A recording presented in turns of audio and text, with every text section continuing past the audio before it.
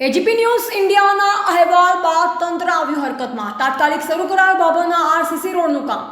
બાબર શહેરમાં આરસીસી રોડનું અધૂરું કામ લાંબા સમયથી અટકી પડ્યું હતું, જે કારણે ચોમાસાની શરૂઆતમાં જ રસ્તો કાદવ અને કીચડમાં ફેરવાઈ ગયો હતો. મારુતિ બંગલોથી પટેલ બોર્ડિંગ આદર્શ સ્કૂલ સુધીનો રોડ તૂટી પડતા સ્થાનિક નગરજનો, વિદ્યાર્થીઓ, વાહન ચાલકો અને વેપારીઓ હાલાકી ભોગવી રહ્યા હતા. એજીપી ન્યૂઝ ઇન્ડિયાએ મુદ્દાને મુખ્યત્વે રજૂ કરતા જ તંત્ર હરકતમાં આવ્યું અને તાત્કાલિક કામ શરૂ કરાવ્યું. અનેક મહિનાઓથી બંધ પડેલ કામ અહેવાલ પ્રસારિત થતાં જ ફરી ગતિમાં આવ્યું. નગરજનોમાં રાહતનો દમ લેવાયો છે, પરંતુ એ પણ કહેવામાં આવી રહ્યું છે કે પાલિકા દ્વારા સમયસર કામગીરી કરવામાં આવી હોત તો ચોમાસાની શરૂઆતમાં જ આ મુશ્કેલી ટાળી શકાત. હવે લોકોમાં ચર્ચાઓ ચાલી રહી છે કે જ્યારે મીડિયા દ્વારા આ મુદ્દો ઉઠાવવામાં આવે ત્યારે તંત્ર હરકતમાં કેમ આવે છે? સામાન્ય જનતાની સમસ્યાઓ પ્રાથમિકતા પર ઉકેલી એ પાલિકાની જવાબદારી નથી શું? બાબરના નગરજનો માંગ કરી રહ્યા છે કે પાલિકા તંત્ર આવી બેદરકારી ફરી ક્યારેય ન કરે અને જાહેર માર્ગોની યોગ્ય જાળવણી માટે સમયસર પગલાં લે.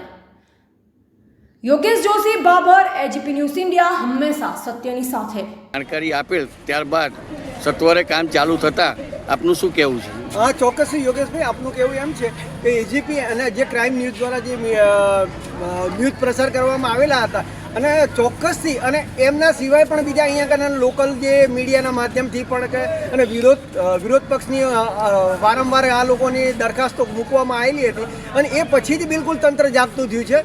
કોન્ટ્રાક્ટરની જે મનમાનીથી જે આ કામ થતું હતું અને એનો ટોટલી મીડિયા અને સોશિયલ મીડિયાના માધ્યમથી વિરોધ થતાં આજે તંત્ર સાબદું થયું છે અને જાગતું થયું છે અને કામ ચાલુ થયેલું છે, જે આપ નજરે નિહાળી શકો છો.